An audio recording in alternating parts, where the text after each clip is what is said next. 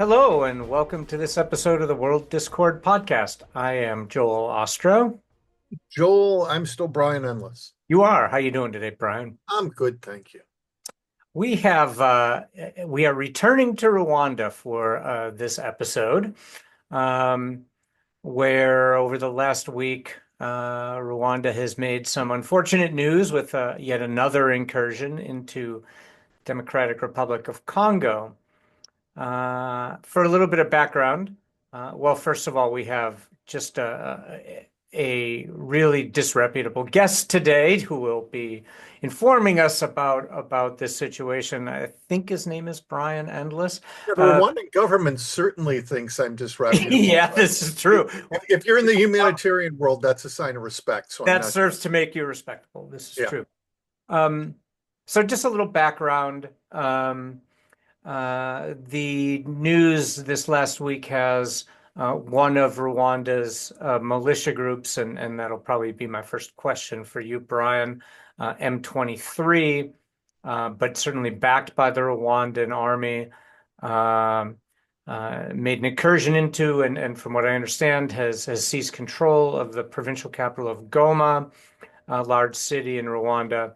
Um, the report I read today said that over 700 killed in this fighting, but I don't know that we actually know the numbers. Thousands and thousands had fled their homes, apparently now are starting to return. But the situation is quite different as that Rwandan militia is in control of the capital and I assume most of the province. For some deeper background, obviously, in the 1990s, in the wake of the genocide in Rwanda, um, at the beginning, many, primarily Tutsi and other victims, fled into the Goma region, where refugee camps were set up by the UN and multiple humanitarian NGOs. After the Rwandan Patriotic Front, led by the current president, then General Kagame, put an end to the chaos at that time. Then many Hutu, including many of the killers from that genocide, also fled to Goma, which created all sorts of controversy and difficulty for relief agencies and humanitarian organizations. But that's in the distant past.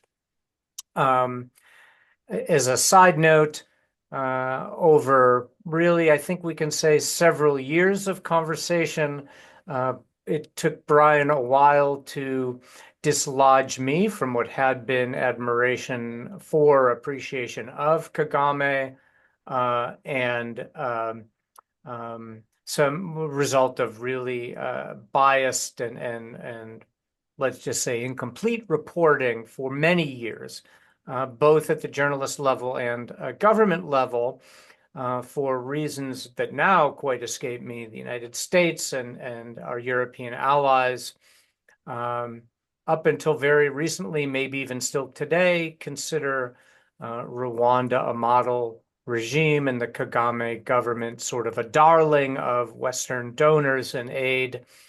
Um, I would contend that a lot of that remains guilt over lack of action during the genocide, and a lot of wishful thinking and just self-delusion.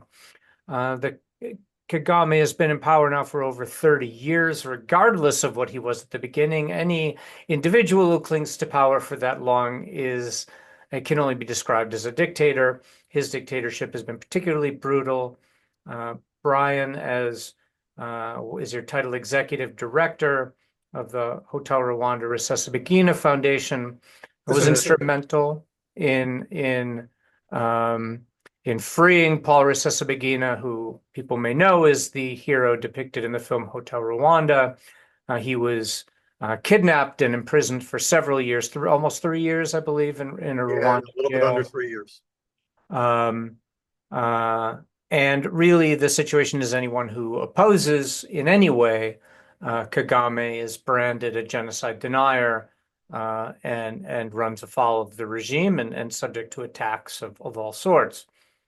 Um, Regarding this situation, though, Rwanda has meddled in uh, DRC's politics really without cessation over these last several decades. At the beginning, again, whether genuine or not at the time really doesn't matter at this point.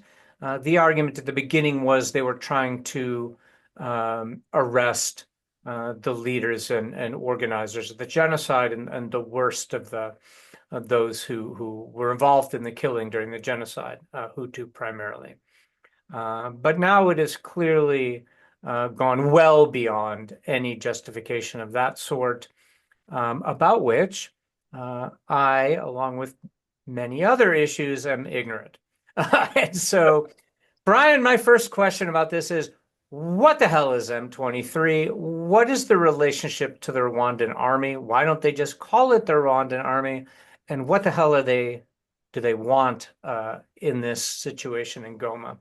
So, Thanks, Joel. Really good recap, actually. I think we need to go back through a little bit of the history as we go along, but I'll just be direct in answering your questions. First, why don't they just call it the Rwandan Army? Because Kagame still denies it. He denies any involvement with M23, even though the world community knows full well that, according to the UN and others, Kagame is financing and arming M23. Kagame denies that the Rwandan military is working with M23, even though, once again, the world sees that there are probably 6,000 to 8,000 M23 soldiers in the Goma region right now, and about 4,000 Rwandan soldiers 4,000 have been Rwanda. there for about the last 3 months. That's one of the interesting things. You started at the beginning and said this flared up the last week. This has been going in one form or another since 1998. Yes. And Just a flare this last week. exactly. The And probably more, a flare in the news because of correct.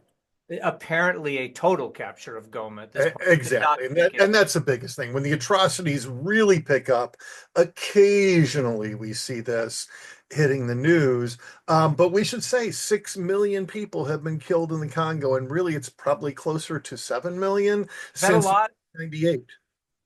It's an insane number. Same number. And scholars have referred to the broader conflict in the region because it certainly involves more than just Rwanda and Democratic Republic of Congo is Africa's World War. Yeah, and that happened. Let me finish your first question, then we'll Sure. go to this one too, because Africa's World War kind of stopped in 2003, and one Kind of the of.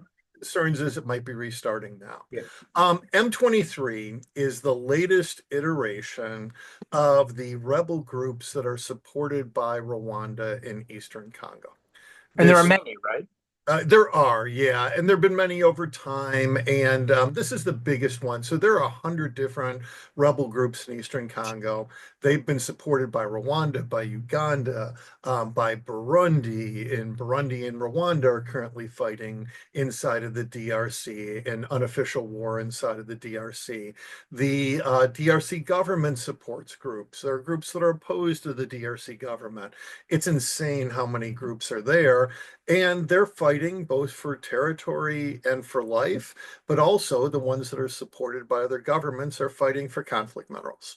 And that is the driving force behind this from Rwanda's perspective. In 2010, the UN did its first big report. It was called the Mapping Report, and it was just about the years 1998 to 2003, and it's Yeah. gotten much worse since that point in Right. time. But just in that time frame, the UN mapped over 2.5 million deaths, and they directly say these are caused, perpetuated, and continue because of Rwandan support of rebel groups in the Congo, and that support is to gain conflict minerals. We're talking mostly coltan, which is a rare earth mineral, and now also gold has picked up. But coltan's the thing that makes our phones and our computers and our laptops not overheat. It makes them usable. And really, it's DRC and China are the primary providers of coltan. So it's an enormously important thing. So not uranium anymore, because I thought there was uranium there. There is uranium in the Katanga province, which is to the south. There's really no uranium mining. So North and South Kivu are the parts that border Rwanda. That's Yeah. where the people fled after the genocide. Goma's in North Kivu. It's the main city there. And there's really no uranium there. That's What about coal. diamonds? Diamonds, again, you go a little further south and you get into diamonds. The Chinese are mining some diamonds a little Yeah. further south. The uranium is mostly still underground, though. It's been hard to figure out how to mine because Congo is mostly jungle. It's just a Right. huge jungle Right. area. So yeah, M23 started in 2012. It was after the last group, CNDP, last group that Rwanda was sponsoring, was in the news too much. They got embarrassing for the Rwandan government, and the Rwandan government helped to make them disappear. And they disappeared for a few years, and then they came back as M23. And then M23 got a little bit embarrassing for the Rwandan government, and some of their leaders were arrested, and others fled to Uganda, and they disappeared until about 3 years ago. And then in 2022, M23 came back with a new leader, and M23 has been active, but really it's the last year and the last 3 months in particular that we've seen a huge rise in the violence. So two questions. Does M23 mean anything? May 23rd, 2012 is really, Oh, it's okay. that simple. It's Okay. And who is the leader? Is it anyone of significance? not really. This one is the So first it's time. not like the Wagner group was in Russia, because I think No, of this M23 is and a I think guy of that. named Makenga, General Makenga. He replaced one of the worst killers and war criminals, arguably in the history of Africa and maybe the planet, a guy named Bosco Ntaganda. And back in the earlier part of, so like in the 2012 time frame, Ntaganda was nicknamed the Terminator. He Oh, was insanely violent. He hmm. openly committed war crimes, rape, crimes against humanity. He In just Congo. in Congo, and it was all at the behest of Rwanda and supported by Rwanda. Ntaganda got on the international radar because he would like go on TV and do interviews showing people the horrible things he was doing. It was just really bad. And eventually Rwanda had to deny him to the point that usually Rwanda just kind of accepts the people back quietly when it was somebody they supported. But Ntaganda and Rwanda really started battling it out at the end. Hmm. Ntaganda turned himself into the United States instead of to Rwanda, and the U.S. sent him to the International Criminal Court. So he's Oh, been really? prosecuted by the International Criminal Court. There have been a number of leaders of these rebel groups that have been Uh-huh. prosecuted by the ICC, and he was found guilty by the ICC of war crimes. And virtually no, what would be the word? Prominent reporting on any of that. I was unaware. I'm entirely unaware of any ICC prosecutions of anyone tied to this. Yeah, I think they're now up to 6 or 7 of warlords in the Eastern Congo Okay. that are under prosecution or have been Okay. prosecuted over time. It's one of the bigger hotspots because, frankly, there's so many deaths and so many war crimes and crimes against humanity going on there.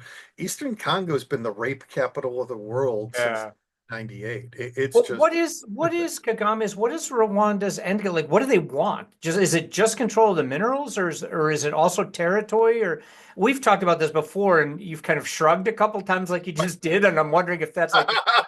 It's a few things. The first is the minerals fund Rwanda's economy. So Rwanda has a couple main sources. First, they're hugely dependent on foreign aid. They get about $1 billion a year, mostly from the US and the UK and foreign. Anymore. Yeah, and well, possibly we can hope no more, but right now it doesn't. I'm not Kagame might be someone that Trump likes, though. right. Well, and Marco Rubio knows about it. We should talk about that toward Yeah, the end. okay, we So, will. so there's some back and forth in the area. Hmm. But Kagame is worth somewhere between 500 million and $1 billion.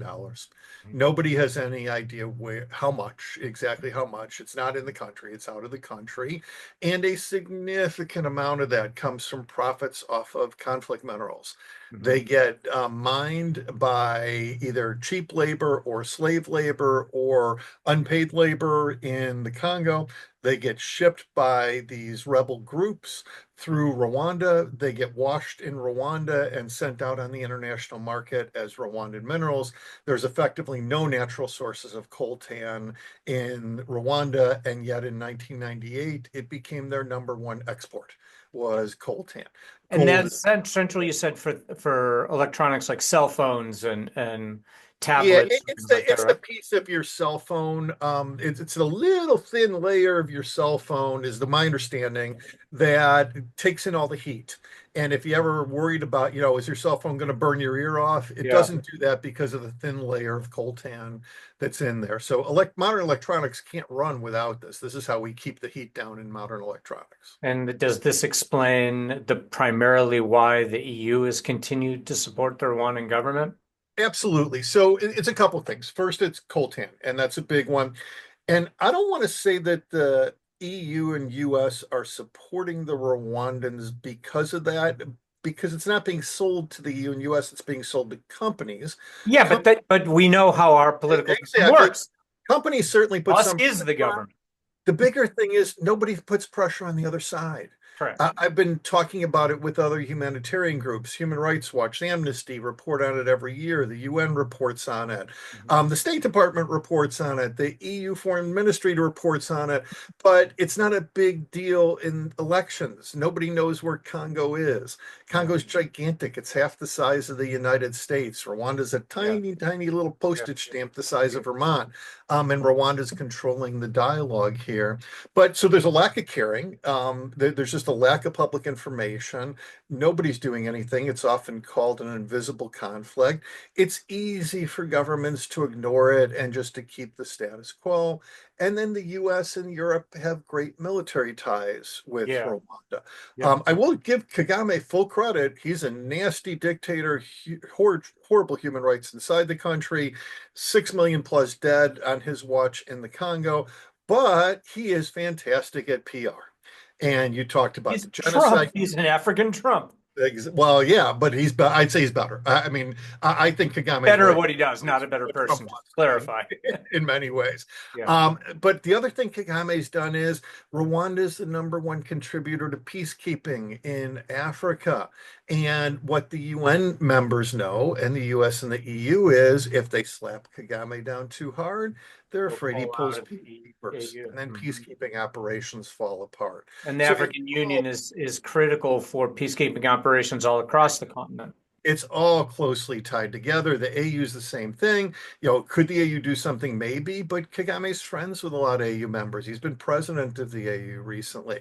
The South African countries really don't like him, but Mhm. the rest of the continent, Tanzania and Burundi don't like him. Uganda, he's gone back and forth. Right now, they're friends. Kenya, they're friends. What about South Africa? South Africa does not get along very well with I Rwanda. wouldn't think. A lot of Rwandan dissidents who the past 20 Mhm. years have fled Yeah. Kagame's government, Tutsis, a lot of them, have fled to Southern Africa and especially South Africa. And he's assassinated and had Yeah. assassination attempts against several people there. Mhm. A number of years ago, he assassinated his former intelligence chief just in South Africa. Let me ask you, uh, in terms of the Democratic Republic of Congo, is one of the reasons that um, that we don't really know much about it? My sort of flippant line is it's not democratic, it's not a republic, and there's some dispute over whether it's even Congo because there's another country that adopts that claims that title. It's the bigger Congo. So to be Yeah, fair, countries and news and political scientists have called this one Congo for a long for a time. long time. The other one's Republic of Congo. It's smaller to the northwest. Also, we're Congo Brazzaville because Brazzaville's the capital. This is Congo Kinshasa is the capital. So I don't think there's much debate about that. Congo is one of those places where, most Americans, most people in the world don't know Africa's a continent with 55 countries. So Right, they don't even know Congo's a separate country. right. Most of the news just treats this like, oh, this is normal African violence. They're all violent over in Most of Africa. the news just treats Africa as almost as a country. Exactly. It's a gigantic stereotype. Yeah. One of the problems is I work closely with a bunch of reporters, including New York Times, when Paul Rusesabagina was in jail for 3 years in Hmm. Rwanda. New York Times had two reporters for the continent. They've got a Right. couple more now, but they've got a tiny number of reporters Yeah. for the entire continent. I think Al Jazeera is the only news outlet with stringers in every country on the continent. Otherwise, it's poorly covered. But you can say that about the whole world, right? Like Journal 100%. Yeah. back. Um, well, can you talk a little bit like why is DRC so unable to control its own borders? Because there's got to be issues there that contribute to this instability. So if you Yep, can 100%. add a So little, let's just start with geography. That's the simplest one. This well, is the you're gonna lose DRC, all of our American listeners. right? This is, well, I'll try to make it American. This is the DRC. Yeah. This is Los Angeles, and this is St. Louis. Hmm. That's how big the DRC is. It's gigantic. Now imagine 90% of America is jungle. Yeah. And between Kinshasa and Goma, which are on the opposite sides, Los Angeles and St. Louis, it's nothing but impassable jungle. Nobody's figured out how to put roads through it, how to put railroads through it. It's only river traffic and then small plane traffic. And And much it's of the world wants that jungle protected, right? Because there's well, protected, yeah, but there's a lot of resources in that a jungle lot of too. resources, yeah, but That jungle was the primary source of rubber for decades, and now the eastern parts around Goma are the primary sources of a lot of rare earth minerals. At some point, something big crashed there millions of years ago, and it is an insanely mineral-rich area, but hard to get to because of the jungle. So the government's over on the Kinshasa side. The government has its own problems. Ever since the Cold War ended, Mobutu Sese Seko was the dictator during the Cold War, big American ally. The Cold War ends, Mobutu's regime starts to fall. In 1996, the Rwanda and Uganda start helping Congolese rebels. In 1998, they, with Congolese rebels, take over Kinshasa. And Rwanda and Uganda put in a new leader in the Congo. But that's always been a conflict in the western part of the Congo. The government doesn't have enough power to project power and influence to the east. And especially since 1998, Rwanda helps. Around 2001, Rwanda Rwanda hurts. is pushed out Oh yeah. and settles in the east where all the minerals are. And we see a multi-decade long conflict mineral rebellion, not really a rebellion, in the eastern Congo, where Rwanda and Uganda and occasionally Burundi are all fighting for minerals or using proxies to fight for minerals in that part. The Congolese government has gone in and out a number of times. They actually had a big push. One of the reasons we're seeing this on the news is for about the past 3 months, the Congolese government has been very active. And the current Congolese president, President Tshisekedi, who has his own issues, by the way, but he has been yelling loudly to the world and anyone who will listen that Rwanda is invading my country. And he just tries to tell it flat out.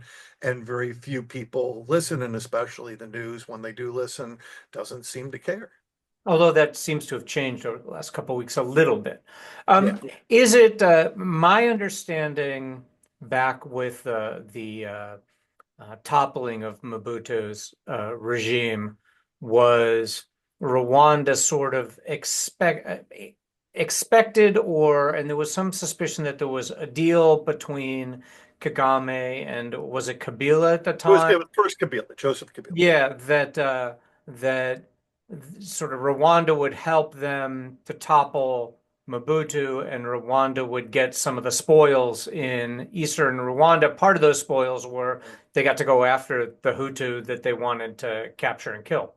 Absolutely. And at that time, you said this early on, at that time, those Hutu former military leaders were still relatively significant. And they were causing a hell of a lot of trouble, like in Exactly. those camps, right? After the genocide ended in 94, there were Interahamwe militia and former Hutu military who took over the camps, who tried to take over most of eastern Congo. They got out with most of their weapons, with a lot of their weapons, and it was bad. Yeah. And Rwanda went over the border regularly. Now, there were human rights violations on both sides. sides. So yeah, Rwanda had a little bit of that, but you're absolutely right. Rwanda believed, and Uganda at the time, but President Museveni in Rwanda, well, Also over 30 years in power, by the way. exactly. Came in as the Democratic darling, and look where he is now. But He is, yeah. Although he only gets about 65 or 70% of the vote. Kagame gets 99% of the vote yeah, now.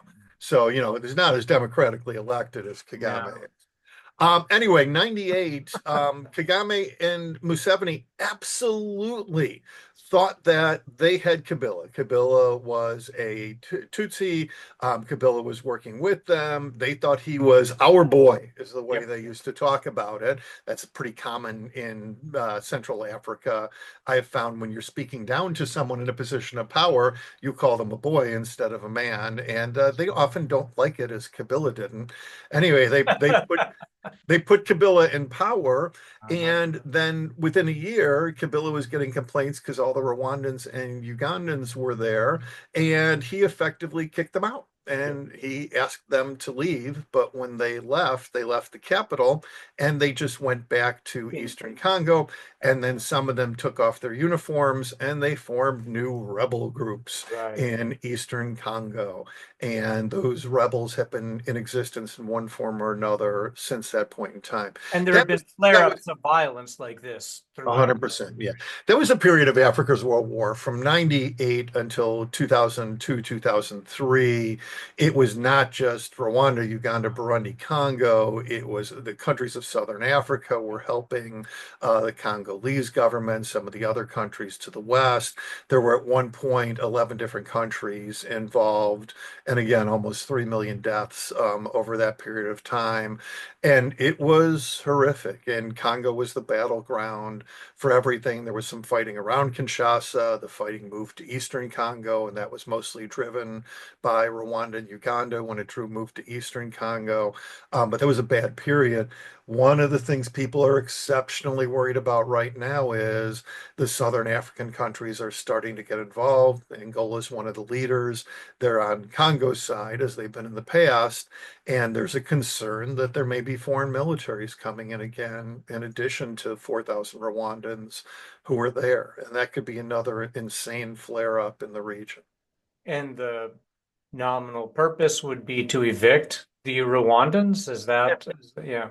No, absolutely. Yeah, And then the new allies will expect whatever payoff or payback for that favor. So it's not, absolutely. that would not represent an end. Then it would be Angola. We get the goodies. Absolutely. Now, the good news is Angola is a harder ride to get. It's still always small planes. They're bringing in everybody on small planes. Oh, So really? imagine all your troops have to come in on prop jets or small planes. There's no Like big airport. parachuting down or Not quite, but they land them and get off the plane. And yeah, they hope they're not under fire if it's yeah. that region. Let me get one more complicating factor in here, though. No.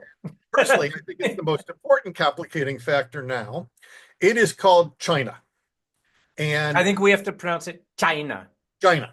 Yeah. If we pronounce it that way, we also have to admit that Donald Trump is completely and utterly right on this one. This is a proxy war between the US and China. Hmm. And it is the US China African proxy war that's been going on at least since Obama and arguably since before that, where China is trying to move into countries that have been hurt by US and Western loans and that have been screwed over by that and by US style development. And they're bringing in Chinese style development, which ties them very closely to China. China is working with the DRC government, and they are working on a bunch of those mines that are in southeastern Congo. And the US is trying to work with the DRC government to have a counter influence. And the US has worked closely with the Rwandan government in the past, but now the Rwandan government is hurting the US's relation with the DRC government. And the Mhm. DRC president Tshisekedi goes to Big Brother US, and I can just see it behind the scenes saying, hey, you guys say you like me and you want me to talk to you instead of China. You got to do something about Pony up. Rwanda. And Mhm. the US has allies in Southern Africa, and those allies happen to hate Rwanda anyway. Mhm. So there's a lot of complicating factors, and this is international as well as other things. And then you take former French and British colonies in the region and get those influences in, and the Belgians, and it's a mess. Well, just in the news today, and I only saw the headline and had a chance to read the lead paragraphs. But something about a couple of the major European football teams were somehow sponsors or somehow had some connection to, I believe, not just Rwanda, but maybe to M23. Do I understand that right? M23, Rwanda has been engaged in what the West and human rights groups call sports washing for over a decade now, with Hmm. especially sponsorship of football teams. The African NBA is based out of Kigali, the Rwandan capital. To be fair, there are two sides to this. The first is Kagame is a sports nut. Hmm. I've done a decent amount of profiling of him. He really loves his sports. And Hmm. he is a leader who wants sports there because he thinks sports are cool. But at the same time, when you put a Visit Rwanda patch on the football jersey of major Yeah. teams, major soccer teams in Europe, you are promoting Rwanda, and sports washing is where you try to sweep your human rights violations under the table in exchange for actually, doing some good things with sports and helping kids and helping people in your country and your region with sports, but you get the positive press. I hadn't heard it's having any impact. That could be a significant impact There if it was a is. news story today, and I believe that there was pressure, and I don't know if what I missed was, is it successful or not? Like, have they Right. formally severed the ties? But two of the major European football soccer clubs uh, had this sponsorship, and I think as a result of the acts the last week, they've severed I them. would argue from a humanitarian and peace perspective, that would be wonderful if they use their pressure. Yeah. And what about what other connections? You said not so much the EU, but my understanding was there were stronger European ties with Rwanda than America. So the US and UK are the primary connections. Europe is third, China is a distant fourth Hmm. in terms of those connections. US and UK go back to the Clinton era and go back to the setting up of Kagame after the genocide. Kagame was our guy. Right. Kagame was the horse we backed. We give Kagame credit for going in and ending the genocide. People don't talk about the fact this was a 4 year long civil war Hmm. with an enormous number of people killed and war crimes on both sides, and it ended in a genocide started by the Hutu government. And yeah, Kagame did win the civil war and he came out as the winner. He very quickly turned around though and started kind of being meet the new boss, same as the old boss, and he started going after Hutus where the previous government had gone after Yeah. Tutsis. Kagame is a Tutsi.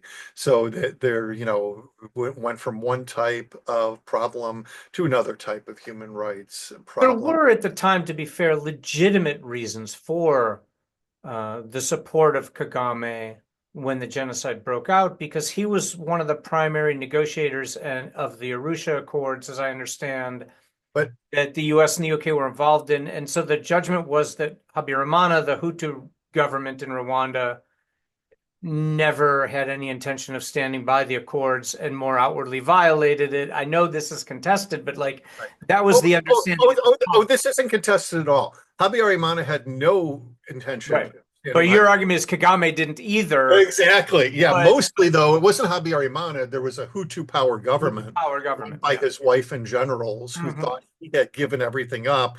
They were Yeah. kind of pushing him out already, and they had no intention of standing by. Right. They thought he was giving everything up to the Tutsi invaders. Kagame also had no intention of standing by, and this is fairly accepted as long as you're not inside of Rwanda, because Kagame knew it That was they going to be weren't a going to. democratic election.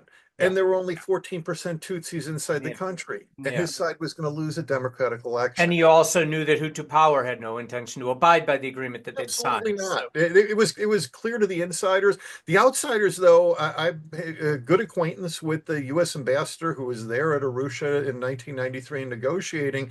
We really thought it was genuine. The outside world really thought it was genuine, and we didn't on both realize until sides? much closer it was going to break down. Huh. Thought it was genuine from both sides, From from the both government sides. and No, no, yeah, no. We really thought they had, yeah, Tanzania had stepped in and the big powers had negotiated a yeah. peace. Hmm. Hmm. So it was But tough. That's interesting. So because much of the reporting that I have read, and maybe it's just because of the unpredictability surrounding our own government right now and what the United States intentions are, but everything I've been reading has been about pressure on Europe and sort of questioning Europe's support Right. for Yeah, Rwanda. and I will say the UK's made the biggest move so far. So good news, both European governments have started to criticize publicly. The UK Foreign Minister and Secretary Rubio have both come out with strong statements asking Rwanda to pull out of the country and to stop their support for M23. I will say the UK Foreign Secretary has taken the next step, which is he has actually threatened their aid relationship. And that's something that the US and Rubio haven't done yet. The Trump Put a administration, lot of stock in Rubio. My well, read, no, no, he's the I'm not. But weakest member of the let me government. let me go a little further. The Trump administration was in office when Paul was kidnapped. It was Right. August of the election year, and they were actually helping with the move to get Paul out. I will say that his Secretary of State, his State Department was definitely positively helpful. The State Rubio, Department was stronger in that administration. That was still Pompeo, that he was yeah, much more exactly. influential in that cabinet Rubio was reasonably helpful. Rubio and his staff knew what was happening in at the Rwanda. time. Yeah. Right. So they understand. I'm not counting I anything. don't think he has much of a voice in this second Trump Well, administration the at all. good We'll news see. is on this one, if I can make just, put this out there to the universe, this would be an easy win for Trump if he wants a quick foreign policy win. This Mhm. would be something where he can put pressure on Kagame, get an easy win. And as long as they, do things behind the scenes with Rwanda to not make it too bad, the Congo could come further into our camp and further away from China. So that's a possibility. What benefits more the oligarchs who control our government now? That Rwanda controls the minerals or that Democratic Republic of Congo controls the minerals? In other words, how do they profit more? Because that's what's going to determine policy. Here's the little secret that nobody says anything about. Hmm. Congo can't control the minerals. Hmm? Congo can't control these Right, minerals. because it's closer to Rwanda. It, Rwanda has a better not ability only to control, closer, right? there's no transportation to get Mhm. minerals from Eastern That's what Congo. I mean. Yeah.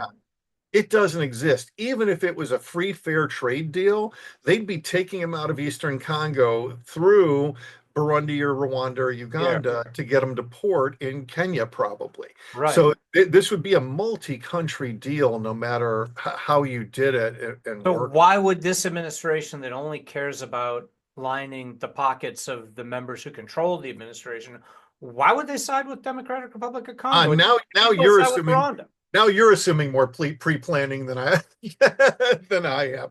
I don't know. They've thought that Have you far. watched what's happened the last week? I mean, was this conflict mentioned in Project 2025? Huh. So I think what we're looking at with the people in the US is there are different groups that benefit from different things.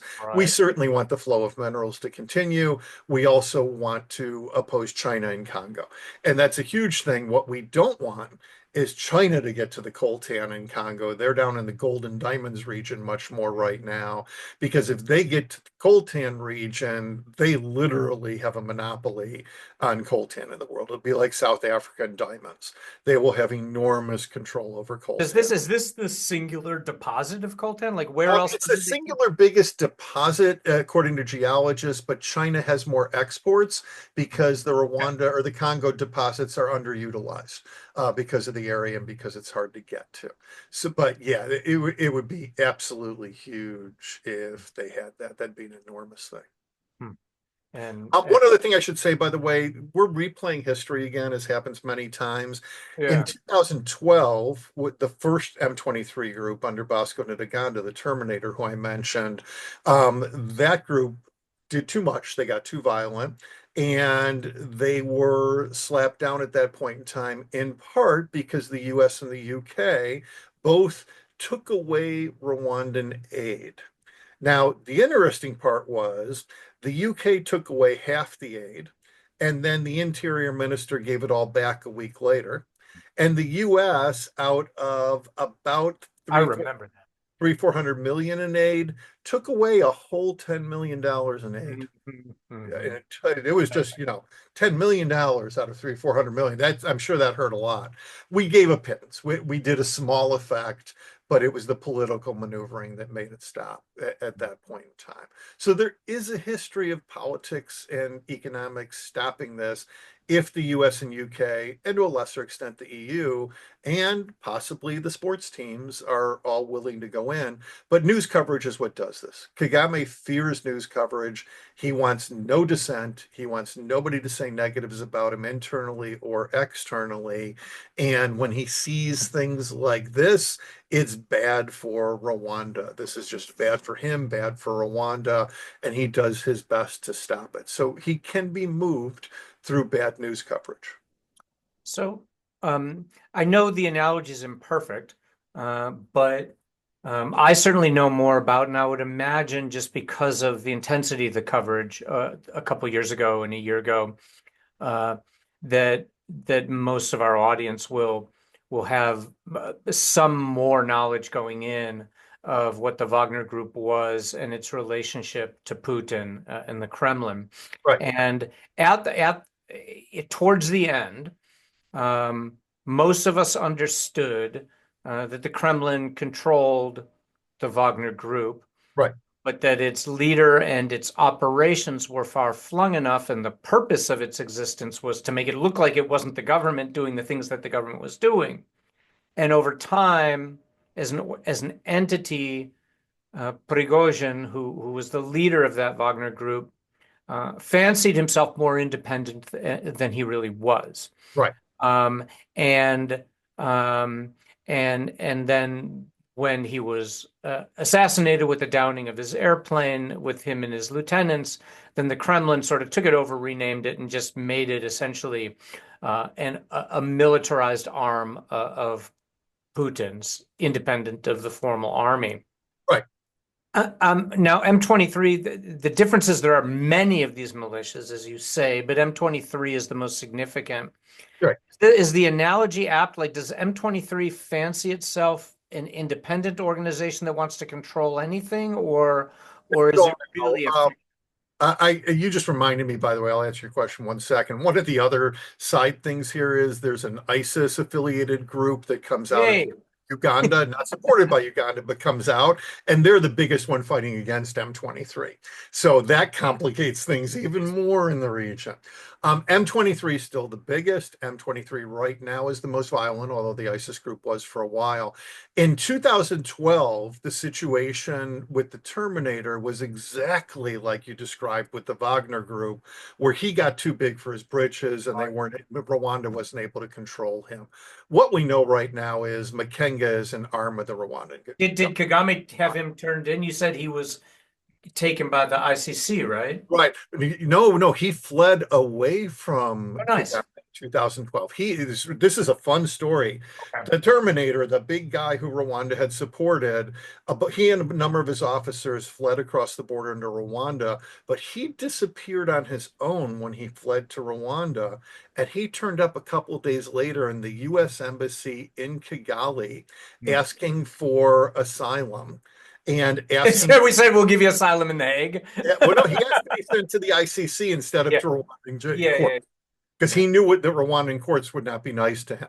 Oh, yeah, Um, he would be good. Now, though, Makenga is Kagame's guy. He Okay, takes orders from the Rwandan military. He's closely working with them. Their money, their arms, their orders all come from the Rwandan military. got it. But of course, the Rwandan government firmly denies that and calls me a liar. As Well, well as as well as so is everybody else. everybody else. Right.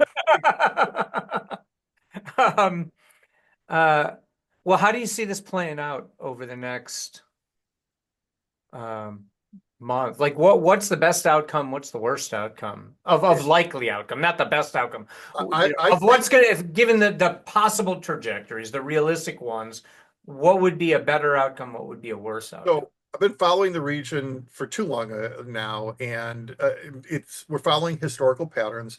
I don't know which one we're following. It's one of two, I think, are the most likely. One is the world cracks down on Kagame and pushes him to save face and to stop support for M23. If he does that, by the way, this is another part of history. The Rwandan military probably swaps sides immediately and starts working with the Congolese government to push M23 out of Goma. Now, what that would entail is Kagame ordering M23 to leave Goma and his troops follow them through. And then M23 leaders come back into Rwanda and disappear, not to their detriment, probably just get a nice place to live. And what's happened before is the M23 fighters blend into the Congolese military. This has happened three times before. Congolese military. Yes, they become a branch of the Congolese military because when these things break up, it's often that Rwanda and Congo get back together for a little while Okay. to stop the crisis. That's because of outside pressure. That could happen And without. that would reflect a decision to not allow China to gain too much influence, to Yeah, side well, and the us biggest in Europe decision would rather than be China. that But the UK, the US and UK decide they don't want this in the news. Mhm. And it's getting embarrassing and it's benefiting China and putting all those things together. Maybe Trump sees this as his first big win and he gets a foreign policy win. He could say he stopped a war and you put all those things together. And that I would think is the most likely answer. I'm not Oh, really? predicting it to happen, but I think that's the most likely. Unfortunately, I think the second most likely is Africa's World War Phase Two, and that we see more countries coming in. And if the US and UK and Europe don't push back, I think that Kagame's not going to have a reason to leave. That M23 in Rwanda have already started pushing toward the regional capital, which is a little south of Goma. They control a lot of territory north of Goma. The Congolese military completely backed out. So the Congolese military leaders about 3 days ago just took off and said to their troops, good luck. There's a lot of news now about how mad Congolese troops are at their own leadership, and they've been captured and they're pissed off at their own leadership. They could end up becoming part of M23. We've seen stranger things in the region. So if the big powers don't come in and push against Rwanda right now, this mess could get much, much worse in the next weeks and months. But neither of those scenarios is China being the primary beneficiary. What's the path by which China wins, as it were? I think China wins when they continue to be able to use the resources that they have right now, and if they can cut closer deals with the Congolese. And what might happen at some point in time is China starts throwing some support there. Maybe China agrees with the Congolese to send some peacekeepers into the southern part of the region. That's And something China has not done yet on the they continent. have not at They're all over all, the but continent, but not the Chinese military. they have not. They have a lot of business interests there. They have infrastructure. They have mining interests there. All over the continent. They What? have not sent military. I don't have any reason to believe that's going to happen at the moment, but I would think from places that China's been, things China's have done in other places, it's a possibility.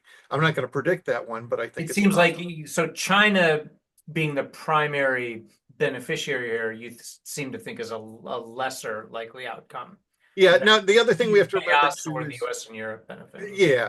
The other thing we have to remember is Rwanda is in a proxy war with rebel groups in Burundi, which is the Right. southern part of this region in South Kivu. And that's been going on for a couple of years now. And at some point, the rebels run into Burundi's troops. And that could be another war. And Tanzania, this is part of the World War option, Tanzania will back Burundi if that happens. And So those militaries are quite compared to Congo's are much more sophisticated yeah, organized. Burundi not as much, Tanzania especially. And I then thought Burundi's military was pretty yeah, a pretty major force. they No? are, but they're not as strong as Rwanda. Rwanda's got a stronger military. Okay. But then what does South Africa do? And what do the South African Right. countries do? They can easily come into back Burundi too. So these are all things that, where I'm now projecting way out, but just giving options for what could happen. Now, uh, does not, it seems, but I guess for decades. or at least since the fall of Mobutu. Um, I've looked at, I've sort of agreed with those who argue that um, the path to um, a strong economic future and economic development for Congo. I wasn't aware of this. Coltan, is it called? So Yeah. I wasn't aware of that. That there was calls for them to follow sort of the ecotourism model that Costa Rica has followed for its, and there's lots of reason for that, right? The rainforest, the gorillas, the It's a gorgeous jungle country, just absolutely beautiful. and certainly lots of UN preservation focus on protecting that is the last outpost, certainly of the great apes. Um, that doesn't seem to be much of a priority of anybody's, huh? And unfortunately, that's just right in the North Kivu region, and just there in the north of there. So that's an area that I don't. It's pretty much avoided the conflict, but it's significant tourism both for Rwanda and for Yeah. Congo. Rwanda has a number of those great ape preserves too, and that's important. Those are important regions. Just a beautiful Rwanda's a beautiful place too. The governments value those though as economically significant. Absolutely. So yeah, Rwanda, their legitimate businesses are really ecotourism and genocide tourism. And if you come to the country, you're encouraged to do both, to see the genocide memorials, but also to go up to the Northwest and do the ecotourism. And I've had known people who've gone there. I won't give names, but I've known people who've gone there and they say it's just fantastic. I'm sure it is. Yeah. Yeah. Well, I guess I get to ask our traditional, if you could snap your fingers and make things be in some way that is sort of within, even if it's remotely possible, besides Kagame disappearing, or is that really the only hope that regime just needs to go away? Maybe I'll ask it this way. What is the path for regime change in Rwanda? Yeah, I don't think there's a path for regime change in Rwanda. The most likely answer is Kagame's death of natural causes. That's, I don't see anybody overthrowing Same him. in Is Russia. it possible? Yeah, it's always possible. It's an African dictatorship. But he really has solid control of the country. Foreign powers are unlikely to do anything. So I don't see that one as something that is meaningful to talk about. Although, again, if pressure were put on by the outside, there is a possibility. There's also the concern that when Kagame goes away, regardless of whether it's peaceful or natural or violent, there's going to be violence again because Rwanda really is a pot boiling, about to boil over, and there's a lot of underlying tensions there. If I'm going to do something for Congo, now I'm really going to pull out the genie or the fairy godparent with the magic wand here. If you want to answer the situation for the people of Congo and Rwanda and Uganda, you have peace and regional trade deals. And you utilize the fact that Uganda, in particular, and Rwanda can be transit areas, that there's no other good way to get stuff out of Congo. And you do conglomerates that work together with at least those three countries and ship things to market So that all can benefit. and they all can benefit from it. And that's the one way, the Congo is the worst country in the world as far as the resource curse. The curse that says when you have a ton of resources, you often have a ton of violence and the people don't benefit from the resources. That's kind of the answer if the people are ever going to benefit. And I am certainly not holding my breath for that answer. But you asked for a magic wand or a pill, so that's it. Well, Brian, thanks. Great discussion. I'm sure we will be returning to this again in a future episode. Yep. Um, Thank you everyone for listening and watching. Please share news about the World Discord podcast to your friends and your enemies. Share the episode, like and subscribe. Thank you, David, for turning this into something we can publish, and see you all next time. Thanks, Joel. Thanks, everybody. Have a great day.